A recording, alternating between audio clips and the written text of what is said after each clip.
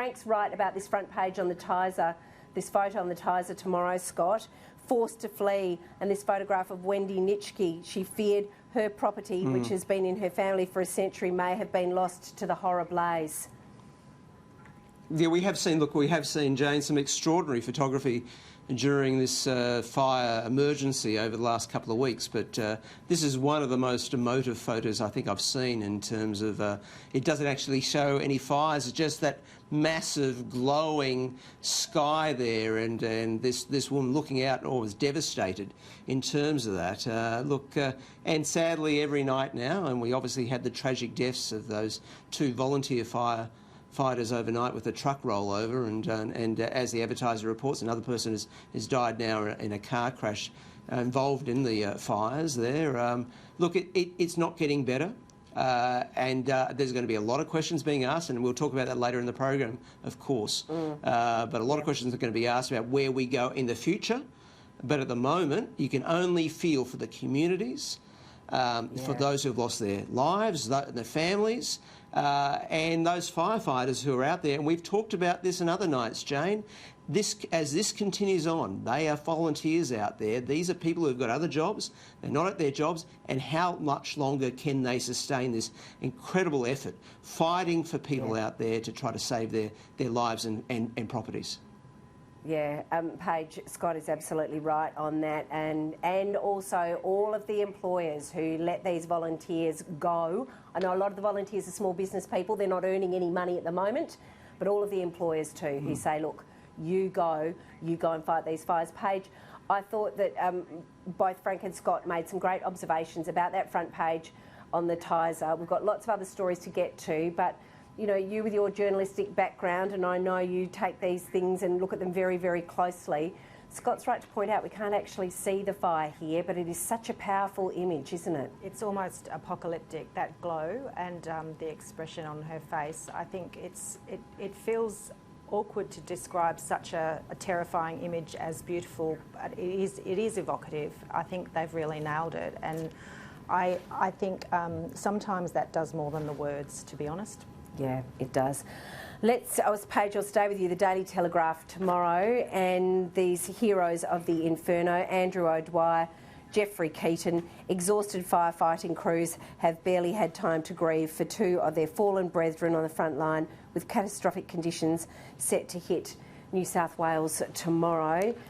Really terrible, devastating news last night as it came through, Paige, and broke this morning. These 2 young fireys, they're, great mates, small children, incredibly sad. Yeah, the kids were only 19 months old, and I read today they were born just 2 days apart. And these guys are heroes, and there are so many of them. I think reading their story helped me understand that there really are huge numbers of people giving their time for this, and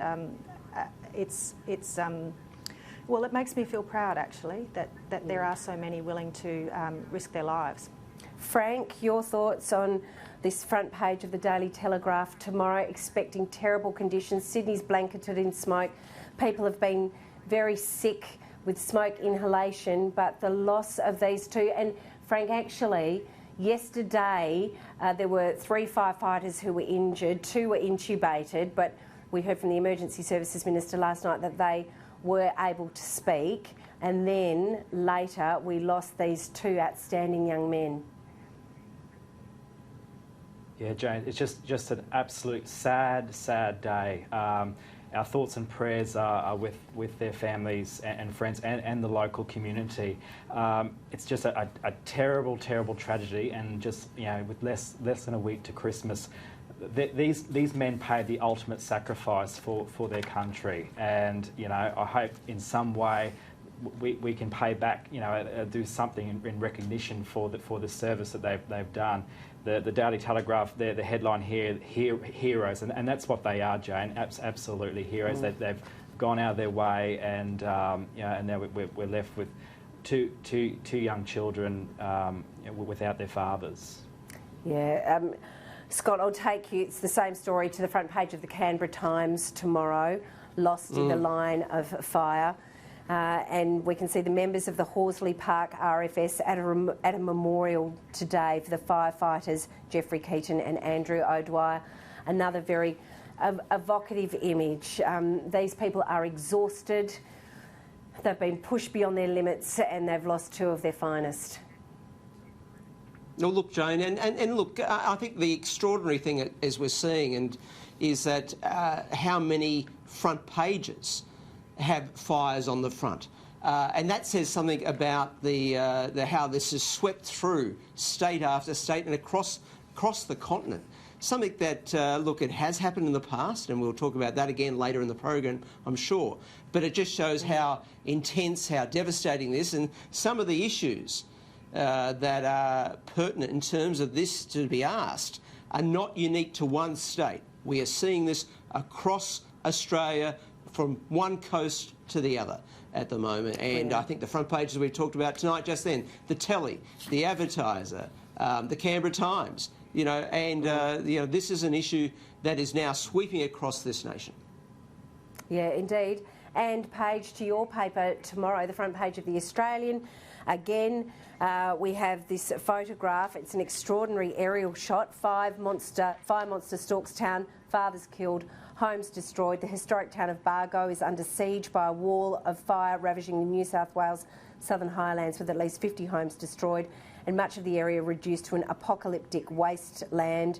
Residents of the town and neighbouring hamlets of Balmoral and Buxton were warned not to return, as the Premier reiterated the enormity of the task faced by the RFS, with New South Wales remaining under a state of emergency.